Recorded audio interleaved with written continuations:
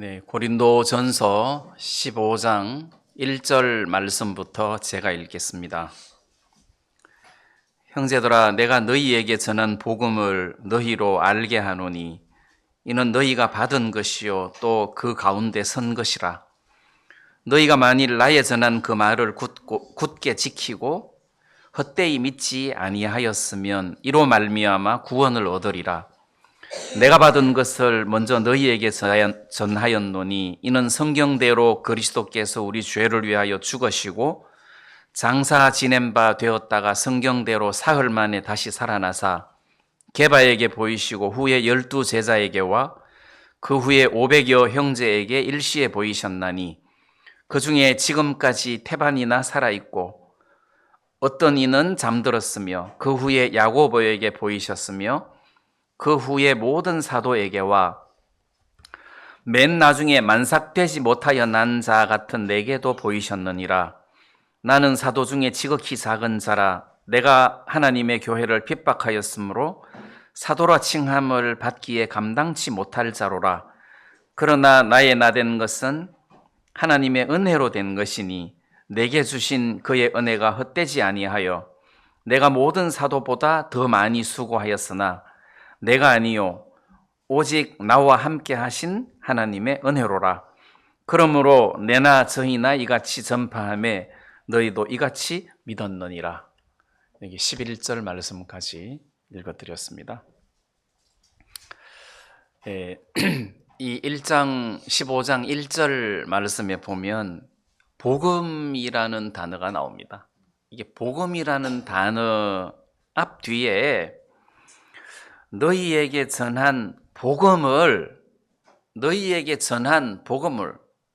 그 사도 바울이 고린도 교회에 복음을 전했죠. 전한 복음을 너희로 알게 하노니, 그러니까 복음을 전했는데 다시 너희들에게 이 복음을 알게 하겠다 이 말이죠.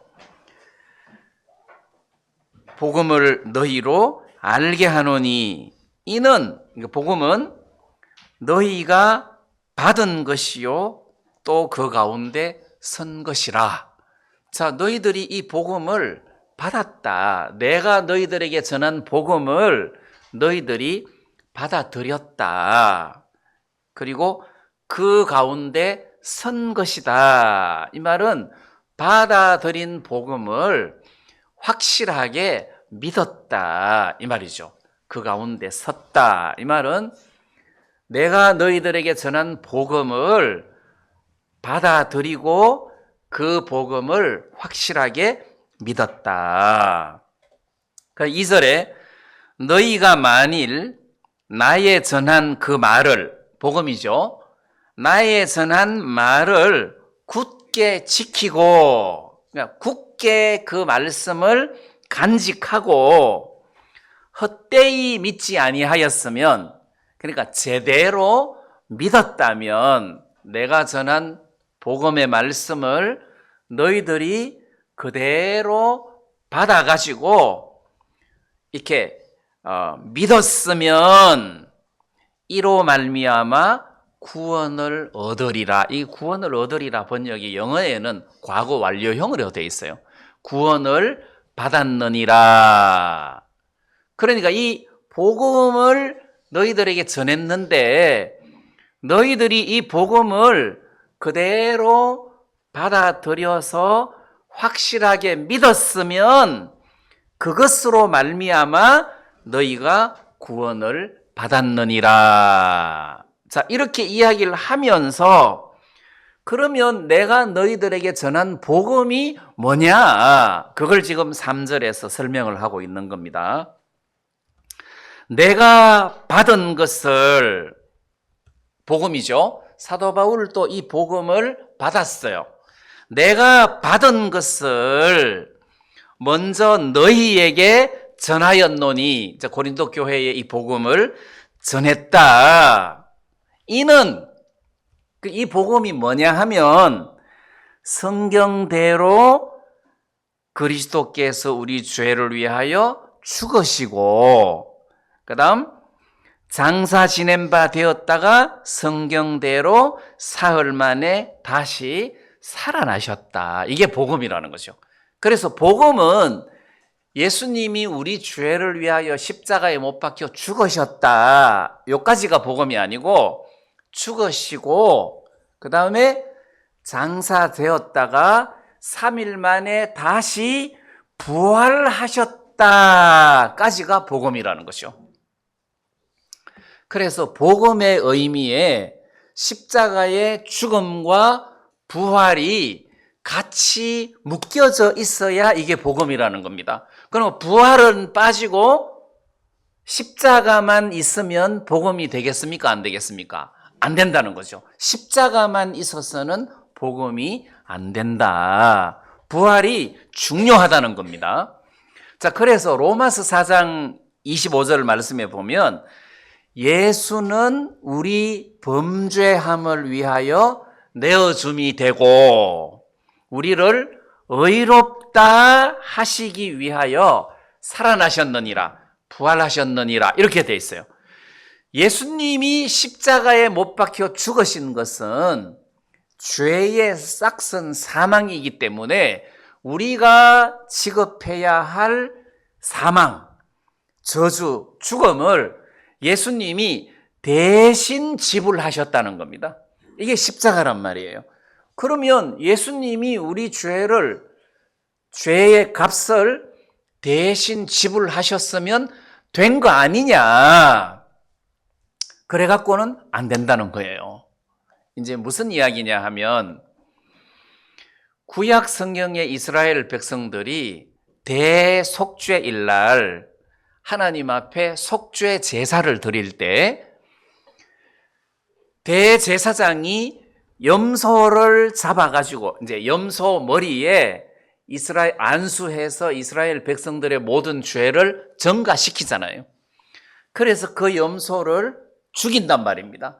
죄에 대한 싹을 온 이스라엘 백성들이 지불해야 되는데 그렇게 하면 다 망하니까 염소에게 온 이스라엘의 죄를 전가시키고 그 염소를 제단 앞에서 죽인다는 거예요.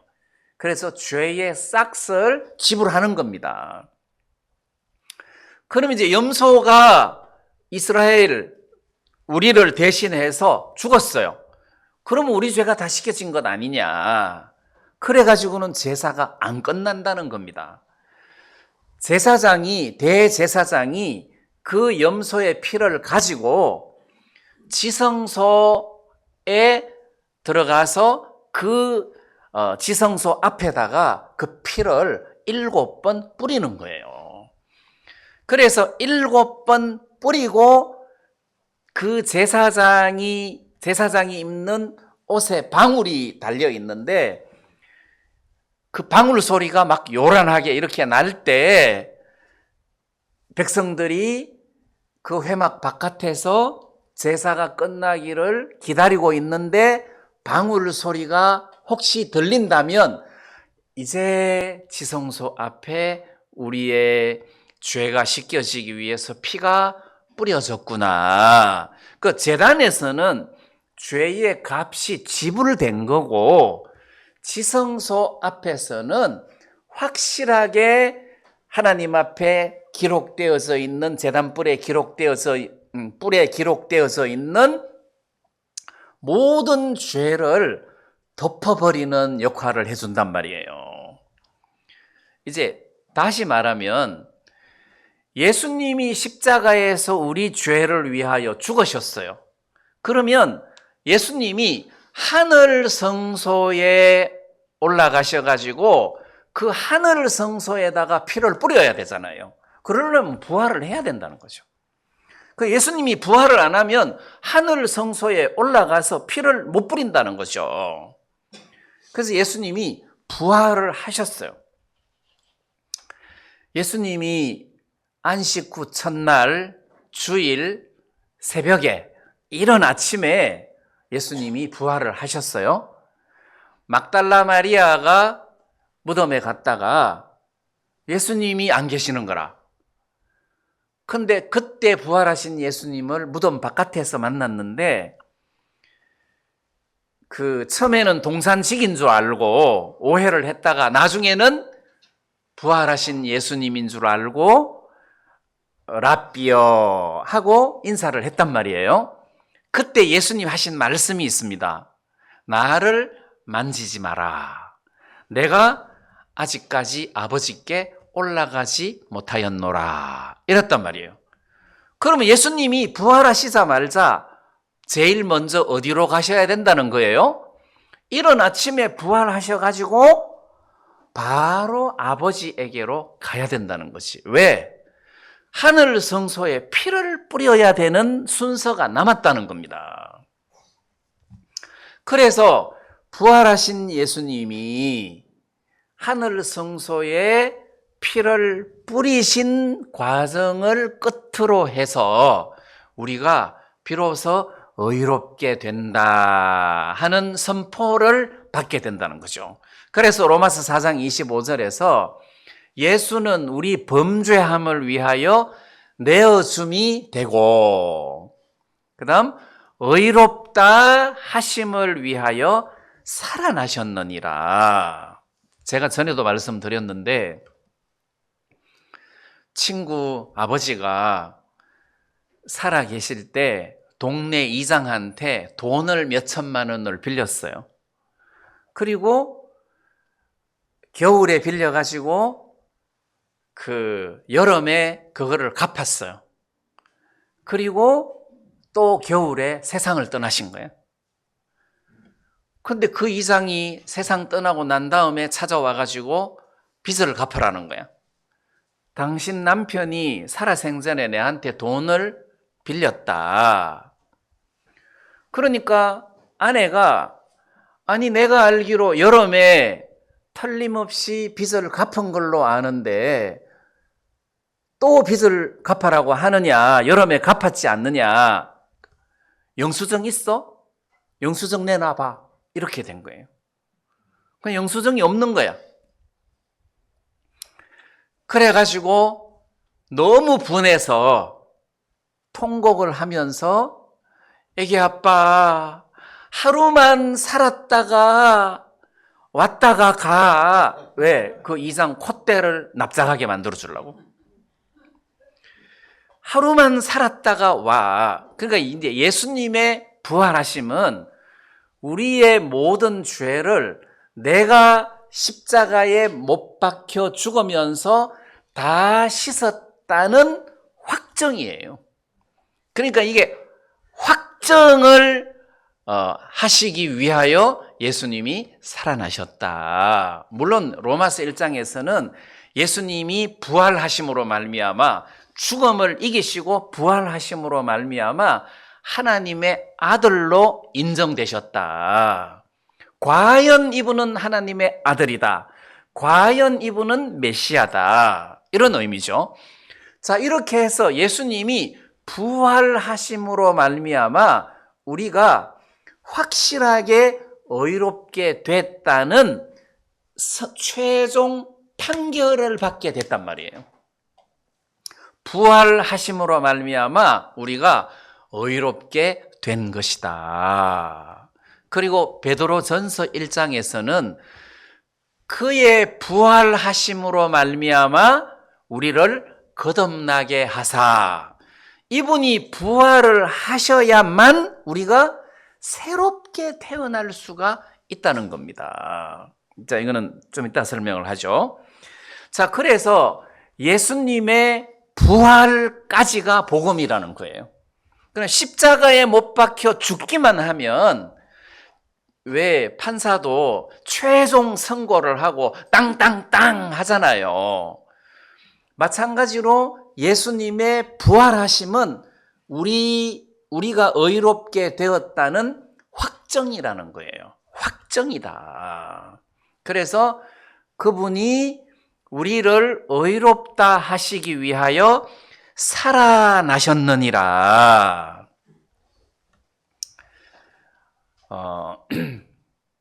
이렇게 한번 생각을 해보죠. 어떤 처녀가 미국 시민권자하고 결혼을 했어요. 미국 시민권자하고 결혼을 이제 하려면 첫째, 그 남자가 자기를 사랑해야 되겠죠. 물론 자기도 사랑해야 되지만 자기를 사랑해야 된단 말이에요. 죽기까지 사랑해야 된단 말이에요. 그리고 그 남자랑 그 나라에서 행복하게 살려면 그 나라 시민권을 받을 수 있어야 된단 말이에요. 근데 결혼은 했는데 시민권이 없어. 시민권이 안 나와. 그러면 안 되잖아요. 근데 법적으로 미국 사람하고 결혼하면 시민권이 나오게 돼 있어요. 뭐 1년 6개월이나 2년쯤 기다리면 시민권이 나와요. 근데 시민권이 안 나온다면 그 남자가 자기를 사랑하고 자기도 남자를 사랑하는데 시민권이 없으니까 그 나라에서 살 수가 없단 말이에요. 삶의 조건이잖아요. 그러면 하나님이 아담을 만드셨는데 아담이 범죄함으로 하나님과 같이 사는, 동행하는 일들이 깨져버렸단 말이에요. 그러면 다시 하나님과 같이 연합해서 살려면 두 가지 조건을 갖추어야 돼요. 하나는 죄로 말미암아 멀어졌기 때문에 죄를 깨끗하게 씻어서 의롭게 돼야 되고, 또 하나는 죄로 말미암아 죽었기 때문에 영원히 사는 새 생명을 얻어야 된다는 거죠. 내가 죄가 씻겼어요. 하나님하고 이제 같이 동행할 수 있는 조건이 됐어요. 그러다가 1년 만에 죽어버리면 하나님하고 같이 살 수가 없단 말이에요. 하나님과 동행을 하려면 이분은 영원하신 분이기 때문에 첫째는 영원히 의로워야 되고 두 번째는 영원히 살아야 된단 말이에요. 영원히 사는 생명을 예수님이 부활하심으로 말미암아 우리들에게 주셨다는 것입니다. 그래서 부활은 십자가에서 예수님이 우리 죄를 위하여 죽으시면 끝나는 것 아니냐, 대가를 지불했으니까 우리의 모든 죄가 씻겨졌지, 그럼 되는 것 아니냐. 근데 살아야지. 우리가 살아야 주님과 동행을 할 수 있단 말이에요. 살아야 된다는 거지. 그래서 우리들에게 새로운 생명을 주시기 위하여 예수님이 부활하신 거 아니에요. 그래서 우리가 구원을 받았다는 것은 죄가 씻겨졌다 플러스 우리는 새 생명을 받았다, 새로운 피조물이다, 이것까지 들어와야 되는 거예요. 그래서 지금 오늘 고린도전서 15장 3절 4절에서 복음이라는 것은 성경대로 그리스도께서 우리를 위하여 죽으시고 그 다음에 장사 지낸 바 되었다가 성경대로 사흘 만에 다시 살아나는 것이 복음이다. 살아나는 것까지가 복음이다. 히브리서 2장 말씀에 보면 왜 죽기를 무서워함으로 일생에 매여 종노릇 하는 모든 자를 놓아주려 하십니다. 자, 예수님이 이 세상에 오셔서 우리를 위하여 죽으시고 부활하신 것은, 만약에 예수님이 같이 죽었다고 해봐요. 사망을 이기지 못했다고 해봐요. 그러면 구원이 안 된다는 거죠. 우리의 구원은 죄에서만 구원을 받아야 되는 게 아니라 죽기를 무서워함으로 일생에 매여 종노릇, 이 사망의 종노릇이잖아요. 그래서 죄값만 지불하고 다시 살아나지 못한다면 의미가 없다는 거죠. 그래서 일생에 매여 종노릇을 한다. 무슨 종? 죄의 종, 사망의 종이라는 거예요. 그 사망의 종에서 우리를 풀어주려고 하셨다. 그러려면 예수님이 사망에서 벗어날 수 있는 능력이 있어야 예수님도 벗어나고 우리도 사망에서 벗어나게 해줄 수 있다는 겁니다. 그러니까 예수님의 부활하심은 우리로 하여금 일생에 매여 종로로 타는 데서 우리를 벗겨주시는 역할을 해주신 것이다. 이 세상의 사람들이 살아가는데 가장 무서운 것이 뭡니까? 죽는 거 아닙니까? 죽는 거잖아요. 그럼 복권 당첨됐는데 내일 죽으면 무슨 의미가 있겠습니까? 내가 결혼을 했는데 내일 죽으면 무슨 의미가 있겠습니까? 내가 박사학위를 받고 내가 진짜 어마어마한 큰 복을 받았는데 내일이나 1년 뒤에나 10년 후에 죽는다면 무슨 의미가 있겠습니까? 죽음이라는 것이 가장 두려운 존재 아닙니까? 그래서 과거에 중국의 황제들은 그 모든 세상 부귀 영화를 다 갖고 있는데 죽으니까 그게 한서러웠던 거 아니에요. 죽음이 문제라는 겁니다. 그래서 일생에 매여 사망의 종로로 타는 모든 자를 풀어주려고 예수님이 세상에 오셨다. 그럼 우리는 죄사함에 대해서 워낙 강조를 하다가 보니까 죄사함만 받으면 됐지 요런 사상이 몸속에 배어 있어가지고 죄사함만 받으면 된다 이렇게 생각하기가 쉬운데 죄사함뿐만 아니라 예수님이 부활하심으로 말미암아 우리를 죽음에서부터 해방을 시켜주셨다. 그래서 구원받은 사람들에게는 내일 죽는다 해도 그게 큰 문제가 안 된다는 거죠. 난 다시 살아난다. 예수 안에서 나는 안 죽는다. 잠시 잠들 뿐이다. 그래서 구원받은 사람들에게는 죽음이 전혀 문제가 안 된다는 겁니다. 다시 말하면 예수님이 이 세상에 오셔서 우리를 위하여 죽으시고 부활하신 것은 하나님이 아담을 만드시고 동행하기로 되어 있었는데 범죄함으로 말미암아 그 관계가 깨진 것을 예수님이 죽으시고 부활하심으로 말미암아 하나님과 영원히 동행할 수 있는 조건을 만들었다는 겁니다. 언제든지 여러분들과 나는 하나님과 더불어 동행할 수 있는 조건이 십자가와 부활을 통해서 형성됐다는 거예요. 예를 들어서 여러분이 가다가 차 안에서 하나님하고 동행할 수 있습니까? 있잖아요. 가다가 차 안에서 하나님하고 동행할 수 있다. 왜? 죄가 다 씻겨졌겠다. 영원한 생명을 가졌겠다. 하나님하고 동행하지 못할 일이 없단 말이에요. 혹시 여러분들이 실수해서 죄를 지었다. 지금 막 죄를 짓다가 깨어났다. 하나님하고 동행할 수 있습니까? 있다는 거예요. 하나님 앞에 자기의 어리석음과 부끄러움을 고백하고 다시 하나님과 또 동행이 가능하다는 거예요. 그것은 예수님의 십자가와 부활을 통해서 가능하다는 겁니다. 여러분들은 시험 들었든지 죄를 지었든지 어떤 상황에 처하였을지라도 십자가와 부활을 통해서 언제든지 하나님과 동행이 가능하단 말이에요. 이거는 아무나 누릴 수 있는 특권이 아니라는 것입니다. 이런 은혜를 하나님께서 우리들에게 허락해 주셨다. 아담이 하나님과 에덴 동산에서 동행했던 것은 깨질 수 있는 동행이에요. 그가 선악과를 따먹음으로 깨졌잖아요. 근데 우리는 깨질 수 없는 영원한 하나님과 더불어 동행할 수 있는 조건을 확보했다는 거죠. 예수님의 십자가와 부활을 통해서. 그래서 십자가는 우리의 죄를 해방시켜 주었고 부활은 사망에서 우리를 해방시켜 준 거예요. 죄와 사망에서 우리를 해방시켜 주었기 때문에 지금부터 우리는 언제든지 하나님과 더불어 동행할 수 있는 그런 조건을 확보하게 됐단 말이에요.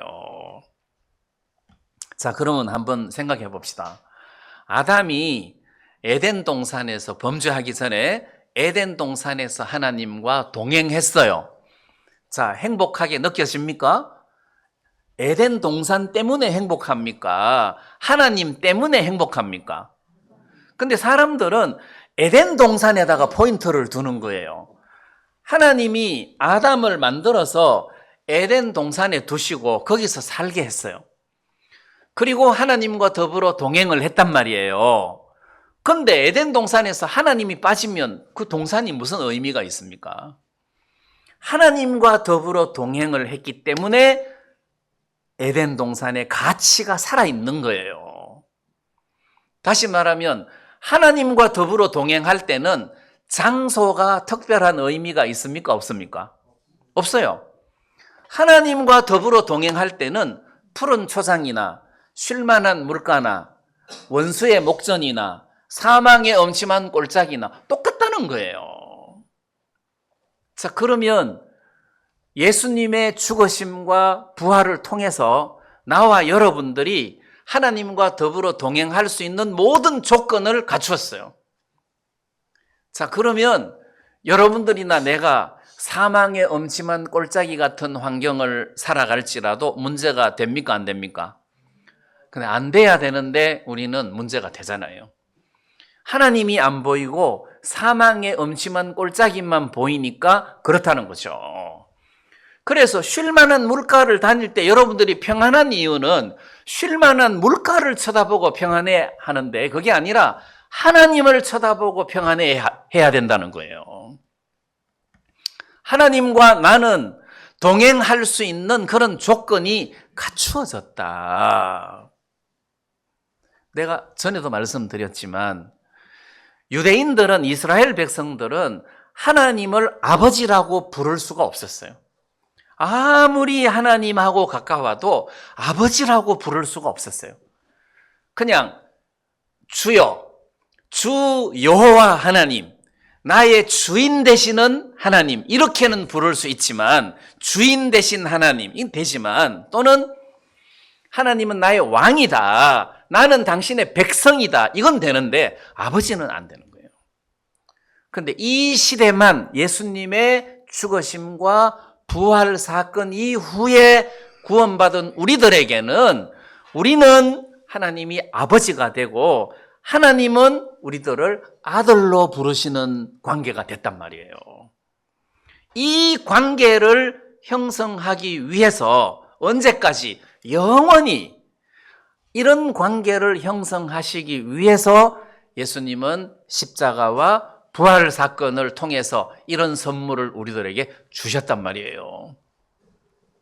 그래서 중요한 것은 예수님의 죽으심과 부활을 통해서 하나님과 더불어 에녹처럼 동행할 수 있는 조건을 만들어 놓았다. 우리는 언제든지 어디서든지 아버지 그러면 통한다는 거죠.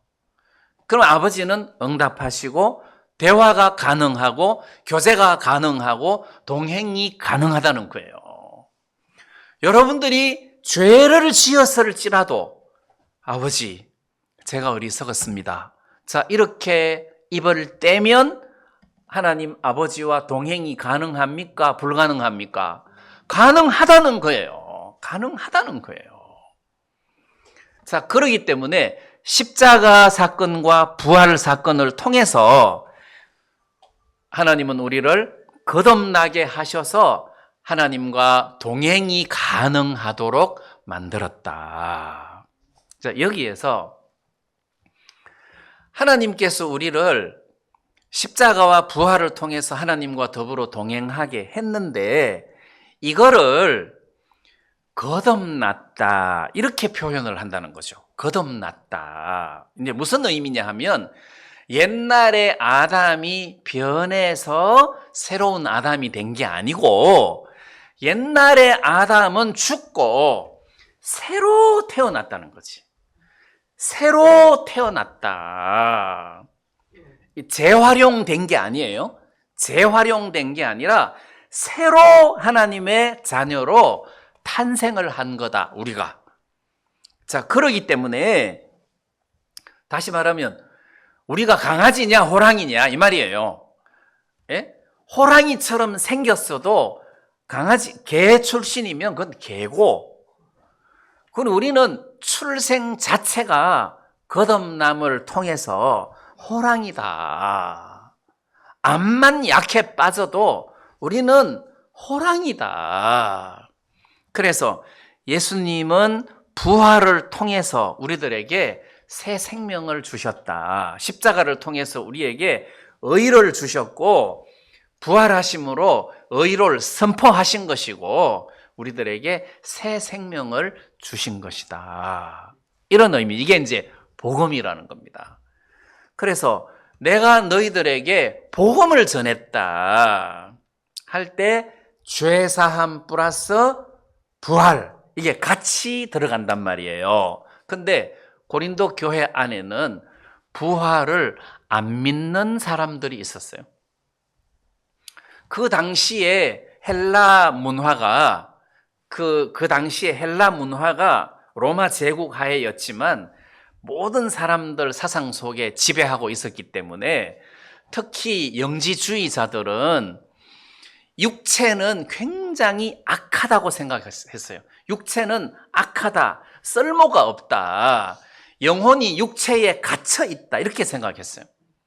그래서 이 육체는 더러운 존재다, 하나도 유용하지가 않다, 쓸모없다 해서 육체를 그렇게 해석을 했단 말이에요. 근데 예수님은 육체를 입고 세상에 오셨잖아요. 그 예수님이 부활을 하셨어요. 영혼이 부활한 겁니까? 아니에요. 영혼이 부활한 게 아니라 육체가 부활을 한 거예요. 육체가 영원히 사는 신령한 몸으로 바뀐 거란 말이에요. 부활이다. 몸의 부활이다. 영혼은 부활 같은 거 없어요. 영혼은 처음부터 안 죽는 존재거든. 그래서 육체가 새 생명을 얻어서 부활을 한 거다. 육체가 부활한 거다. 또 특히 유대인 중에서 사두개파 사람들은 부활을 안 믿었잖아요. 이런 사두개파 사람들이나 영지주의자들이나 이런 영향을 받아가지고 고린도 교회 안에 어떻게 사람이 부활을 하냐 하고 안 믿는 자들이 있었다는 거지. 복음을 듣고 구원을 받았다는 사람들 중에서도 부활을 안 믿는 사람들이 있었단 말이에요. 그래서 그들을 겨냥해서 어떻게 부활이 없다고 하느냐. 만약에 부활이 없다면 우리는 세상에서 가장 불쌍한 사람이다. 자, 이런 이야기를 15장 전체를 할애해가지고 예수님이 부활하신 것을 설명을 해주고 여러분들과 나도 부활한다는 것을 바울이 여기서 강조하고 있는 거잖아요. 자, 그러면 실제로 우리 교회 안에서 부활을 강조하고 부활을 믿어야 되는 이유를 우리는 신앙에서 좀 이렇게 확실하게 마음에 간직할 필요가 있습니다. 무슨 의미냐 하면 누가복음 24장에 보면 십자가 사건 후에 엠마오로 가는 두 제자가 완전히 절망을 하다가 고향으로 가고 있었어요. 그건 절망이잖아요. 예수님이 하나님의 아들이다, 메시아다 이렇게 생각했잖아요. 만왕의 왕이다. 그래서 막 기적을 베풀고 죽은 사람을 살리고 막 이런 어떤 역사를 일으키시는 것을 보고 따라다녔는데 십자가에 못 박혀 죽어버렸단 말이에요. 그리고 무덤에 갇혔단 말입니다. 장사를 지냈어요. 그리고 사흘이나 지났단 말이에요. 죽으니까 끝난 거잖아요. 뭐야? 우리는 진짜 메시아인 줄 알았다. 이 사람이 우리를 로마에서 구원시켜 줄 줄 알았다. 이 사람이 진정 다윗 왕처럼 우리들의 왕이 될 줄 알았다. 근데 죽으니까 끝나붙잖아요. 그래서 엄청 실망을 하고 고향으로 돌아가서 농사나 지어야 되겠다. 고기나 잡아야 되겠다. 그러면서 이 두 제자가 절망 가운데서 고향으로 가고 있었는데 부활하신 예수님이 나타났어요. 그 제자와 예수님이 많은 대화를 한 끝에 나중에는 이 두 제자가 이분이 예수님이다, 부활하신 예수님이다라는 사실을 깨달았어요. 주막에서 음식을 차려놓고 기도를 했는데 아멘 하고 눈 뜨고 보니까 안 계시는 거야. 예수님이 부활하셨구나. 자, 그 한 사건 때문에 두 제자는 모든 절망에서부터 벗어나는 거예요. 여러분, 우리가 믿는 예수님은 죽음, 무덤을 깨트리시고 다시 살아나신 분이다. 그럼 걱정할 게 없어요. 무슨 이야기냐 하면 이 세상에 훌륭한 대통령, 정치인들이 많습니다. 그러면 어떤 훌륭한 대통령감을 우리가 쫓아가더라도 끝까지 소망이 있습니까? 없잖아요. 임기 5년 끝나고 나면 그냥 평범한 할아버지 되더라고. 의미가 없어요. 근데 죽음에서 살아나신 분을 쫓아간다면 의미가 있겠습니까? 없겠습니까? 저분은 따라갈 만하다. 죽음에서 다시 살아나고 이런 신령한 몸을 입을 수 있는 그런 능력의 존재라면 저분을 위하여 투자할 만하다. 이런 의미라는 거죠.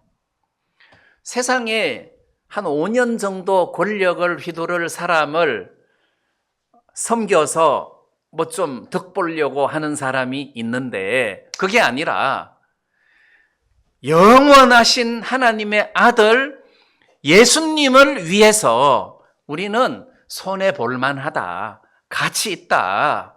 순교할 만하다. 왜? 그분은 죽음을 이기신 분이기 때문이다.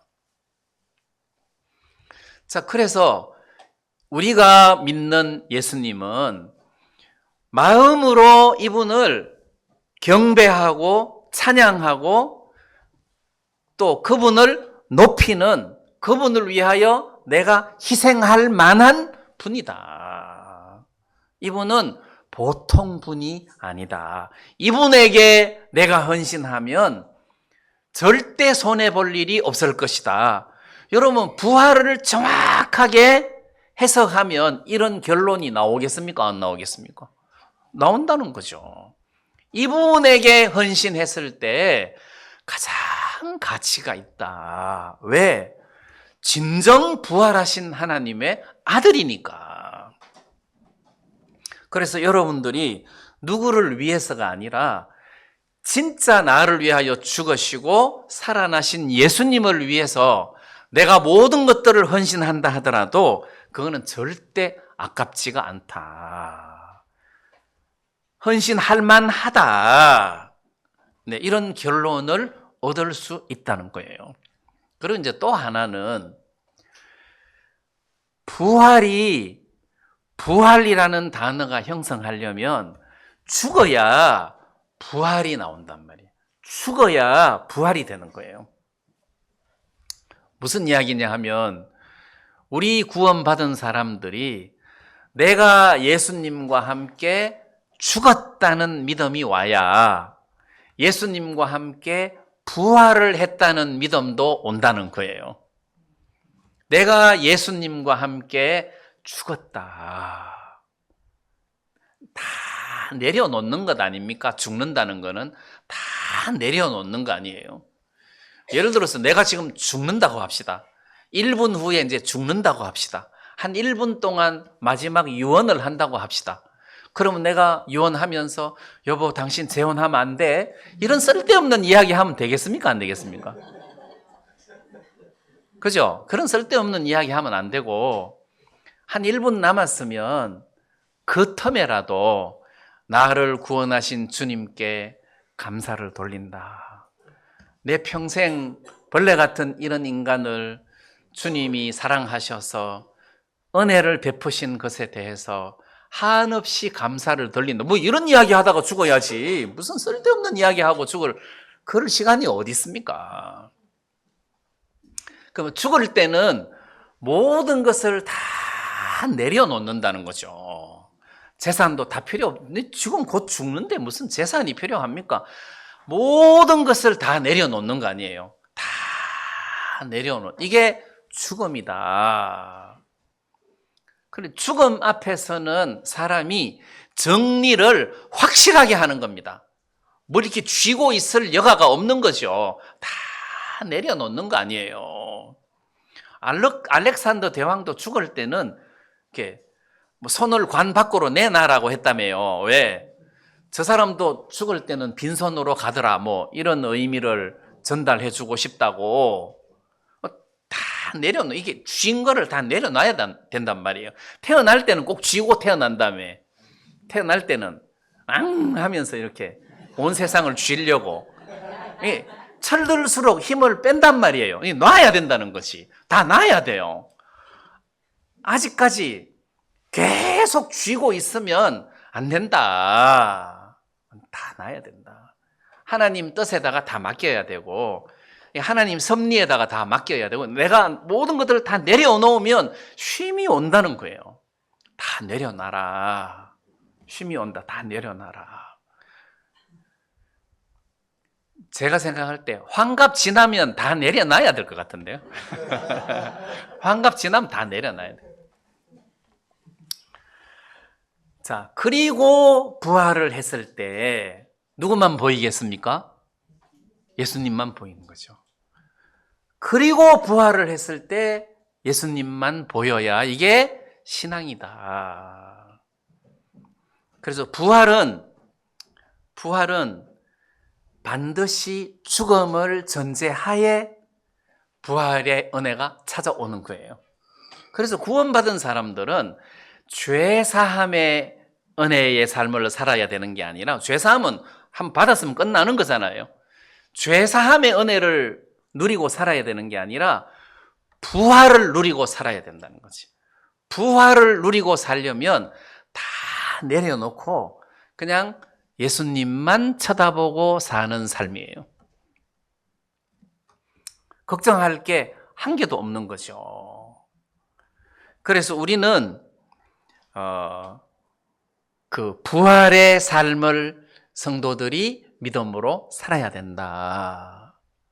이런 말씀을 드리고 싶고, 또 하나는 우리 집에 그 하수구 빗물 이렇게 내려가는 데 보면 맨홀이 있는데 모기가 거기다가 알을 까니까 한 번씩 뭐 농약이나 기름이나 이런 것들을 부어서 그거를 박멸을 해줘야 모기가 번식이 잘 안 되잖아요.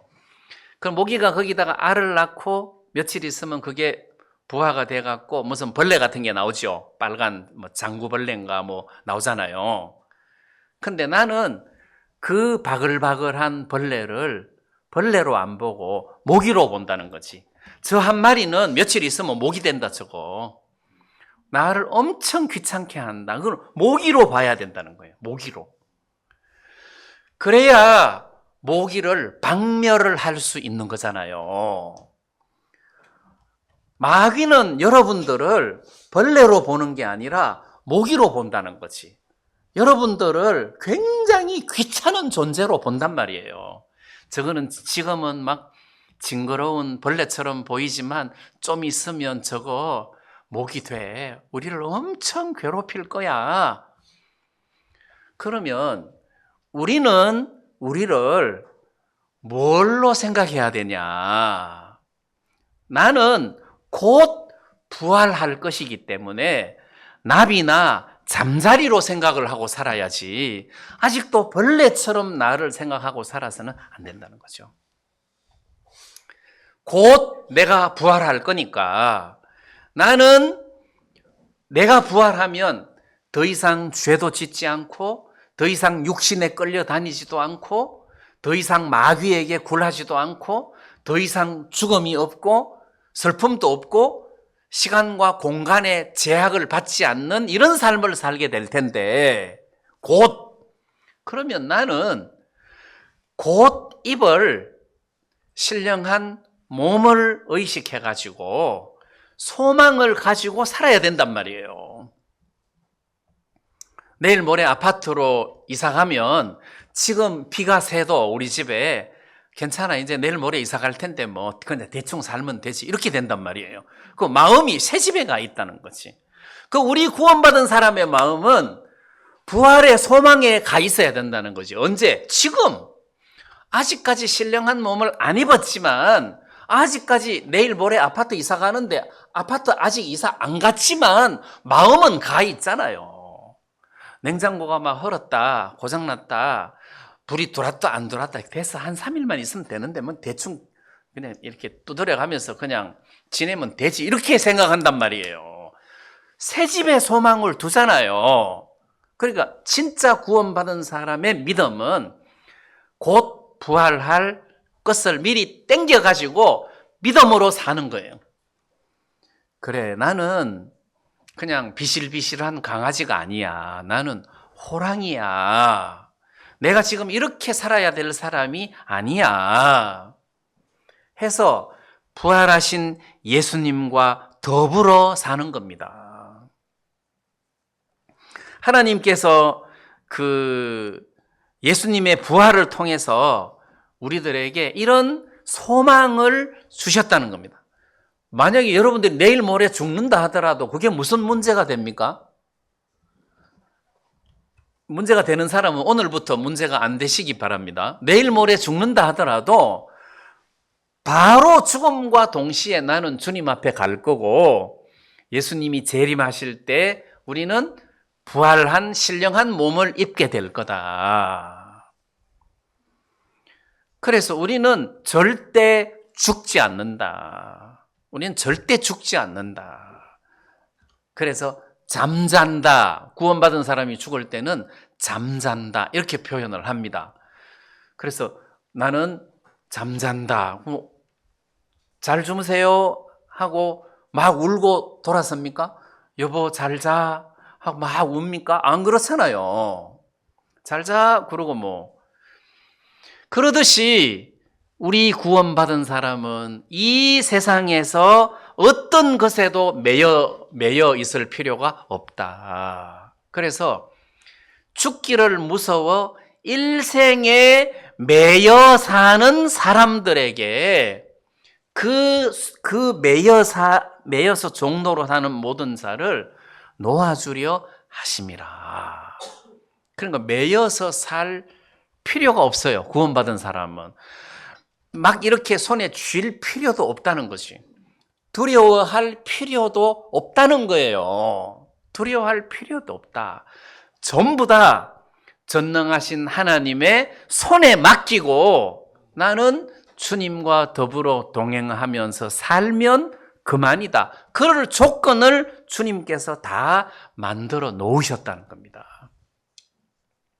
그래서 예수님 부활하신 거는 부활하신 거고 뭐 나하고 무슨 상관이 있어? 그러면 안 되고, 예수님 부활하신 것은 우리를 하나님과 더불어 동행할 수 있는 모든 조건을 완벽하게 갖추어 놨다. 그리고 부활의 소망을 우리들에게 주어서 곧 우리에게 찾아올 영화로운 몸을 믿음으로 받아가지고 더 이상 세상 사람처럼 살지 않고 하나님의 아들답게 사는 삶을 말하는 것이다. 이런 의미라는 거죠. 그래서 부활의 삶을 끌어당겨서 믿음으로 담대하게 사는 겁니다. 절대로 이 세상에 얽매여서는 안 된다. 그 어떤 것도 우리를 얽어맬 수 있는 것이 없다.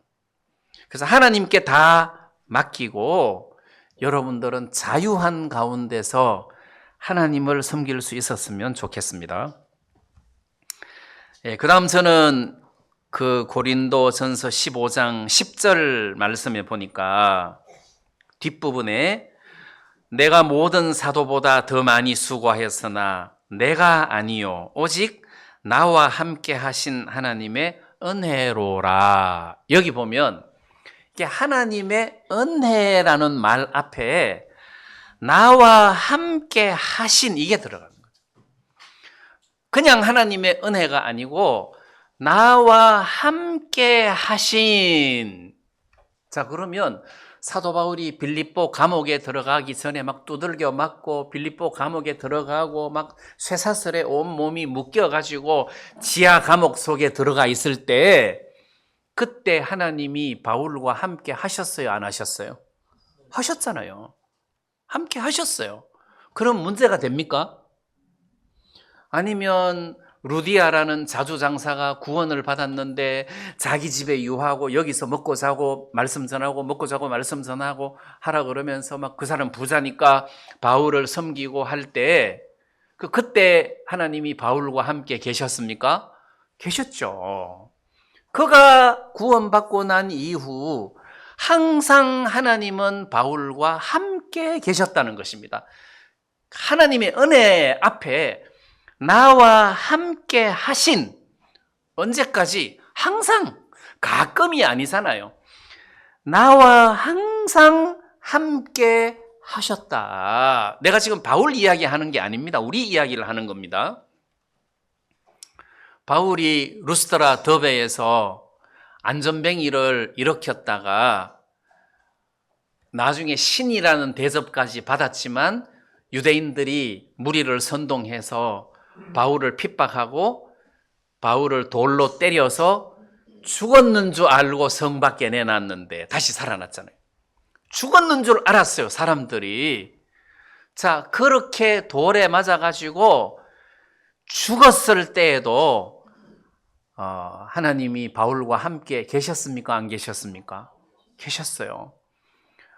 그 죄수의 신분으로 배를 타고 가는데 풍랑을 만나가지고 막 14일 동안 해와 달과 별을 보지 못하고 막 이럴 때도 하나님이 바울과 함께 계셨다는 거죠. 내가 지금 우리 이야기를 하는 겁니다. 여러분들이 시험 들어서 비실비실 할 때도, 세상을 놓지 못해서 걱정할 때도, 아니면 믿음이 있을 때도, 시험 들었을 때도 하나님은 우리들과 함께 계셨다는 거예요. 내 눈에만 하나님이 안 보였지 하나님은 나와 항상 함께 계셨다. 나와 함께 하신 하나님의 은혜로다. 이분이 우리들에게 뭘 베풀어 주셨느냐? 은혜를 베풀어 주셨다는 거죠. 내가 구원받을 때 난 이건 진짜 하나님의 은혜다. 또 예수님이 풍랑이 는 바다 위를 건너가서 그라사 지방에 가가지고 그라사인을 만났어요. 그라사인을 만났는데 그 귀신 들린 사람, 그 사람이 예수님을 만나가지고 구원을 받았어요. 나머지 사람들은 예수님이 떠나가기를 구하는 바람에 예수님이 더 이상 거기 머물지 못하고 이제 다시 가버나움으로 돌아오셨는데, 그러면 예수님이 배 타고 바다 건너 저쪽 그라사 지방까지 가셔가지고 귀신 들린 사람, 그 사람 만나갖고 구원하고 온 거잖아요. 그러니까 이 그라사인의 입장에서는 와, 예수님이 나 하나 구원하시려고 여기까지 오셨구나. 나 하나 보고 여기까지 오셨구나. 확률이 그래 되잖아요. 그럼 내가 구원받을 때도 내가 사는 동네에 하나님이 나 하나 구원하시려고 복음 가진 사람을 여기까지 보내시고 나를 이렇게 구원하셨구나. 야, 진짜 나는 이 많은 사람들 중에 특별하게 하나님 은혜로 뽑혔어. 이게 은혜란 말이에요. 내가 하나님 은혜로 뽑혀서 구원을 받았고, 그동안 하나님의 은혜로 여기저기 옮겨 다니면서 살았는데 내가 하나님 은혜를 입어가지고 지금까지 내가 살았구나. 하나님의 은혜다. 두 가지죠. 하나님이 항상 나와 함께 계셨다. 그리고 내가 하나님의 은혜를 입어서 살았다. 이 말이죠. 하나님 은혜를 입어서 살았다. 하나님 은혜를 입어서 살았다는 말은 내가 하나님을 잘 섬겼기 때문에 나를 도와주시고 나에게, 그게 아니라는 거죠. 내가 하나님을 잘 못 섬겼을 때에도 하나님은 나를 도와주셨고, 내가 하나님을 슬프게 했을 때도 하나님은 나와 함께 계시면서 나를 도와주셨다. 이게 은혜라는 거예요. 은혜다. 내가 뭘 잘못해가지고 매를 맞을 일이 있었어도 하나님이 나를 다리가 부러지도록 때린 것이 아니라 정말 솜방망이 같은 매로 나를 그냥 깨우쳐주는 것으로 끝났지, 이게 하나님의 은혜다. 그래서 지금까지 하나님 은혜로 살았고 앞으로도 여러분들과 함께 하시면서 하나님이 은혜를 베푸실 것이다. 지금 바울이 그렇게 이야기를 하고 있단 말이에요. 나의 나된 것은 내가 아니다. 내가 막 이렇게 열정을 품고 해서 한 게 아니다. 하나님의 은혜다. 자, 그래서 우리가 부족한 것이 많지만 하나님이 십자가와 부활 사건을 통해서 우리들에게 항상 은혜를 베풀어 주신다는 거예요. 항상 은혜를 베풀어 주신다. 그래서 예수님이 그 히브리서 7장 25절에 보면 자기를 힘입어 하나님께 나아가는 자들을 온전히 구원하실 수 있으니 이는 그가 항상 살아서 저희를 위하여 간구하심이니라. 만약에 예수님이 부활 안 하셨으면 이런 은혜를 우리들에게 못 주는 거죠. 예수님이 부활을 하셔서 살아나셨기 때문에 하나님 우편에 계시면서 우리를 위하여 간구하신다는 거예요. 저 인간 저 봐라. 저 인간 저 버릇 아직까지 못 고치고 저 봐라. 저 그냥 막 이스라엘 백성들하고 똑같아. 그때 예수님이 하나님 아버지, 내가 육신을 입고 세상에서 살아보니까 육신이 너무 약합니다. 어쩔 수가 없습니다.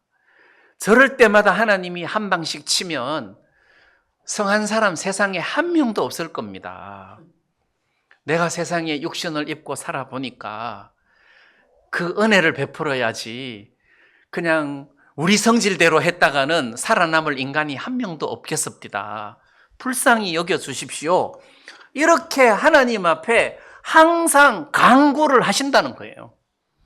그러니까 하나님이 우리들에게 항상 은혜를 베풀 수밖에 없다는 겁니다. 만약에 예수님이 부활하지 않으셨다면 이런 간구를 하나님 앞에 하실 수가 없는 거죠. 그래서 우리를 또 부활하신 목적 중에 하나가 항상 우리를 위하여 하나님 앞에서 중보의 기도를 하고 계신다. 자, 이런 것들을 생각하면 예수님이 부활하신 것이 나하고 직접적인 연관이 있구나. 나를 위하여 다시 살아나셨구나. 네, 이런 믿음을 우리가 가질 수가 있다는 것입니다. 그래서 특히 오늘 부활절 주일을 맞이해서 여러분들이 다시 살아나신 예수님에 대하여 생각하셨으면 좋겠고, 마귀는 예수님을 죽였는데 예수님이 부활을 했잖아요. 이걸 막을 수가 없었어요. 마귀 능력으로는 막을 수가 없었어요. 그 대신에 여러분들 마음에 부활하신 예수님을 다 죽여놨다는 거지. 그건 성공했다는 겁니다. 우리 마음에 부활하신 예수님을 다 죽여놨어요. 그래서 마음에는 부활하신 예수님이 없단 말이에요. 근데 예수님이 부활하셨다. 왜? 나를 김동성은 의롭다 하고 선포하시기 위하여 부활하셨고, 또 하나님 앞에서 항상 우리를 위하여 중보하시기 위하여 부활하셨다. 자, 이렇게 믿으시기를 바랍니다. 네, 이런 믿음으로 우리가 부활하신 예수님을 마음에 간직하고 살았으면 좋겠습니다. 네, 오늘 말씀 여기까지 드리겠습니다.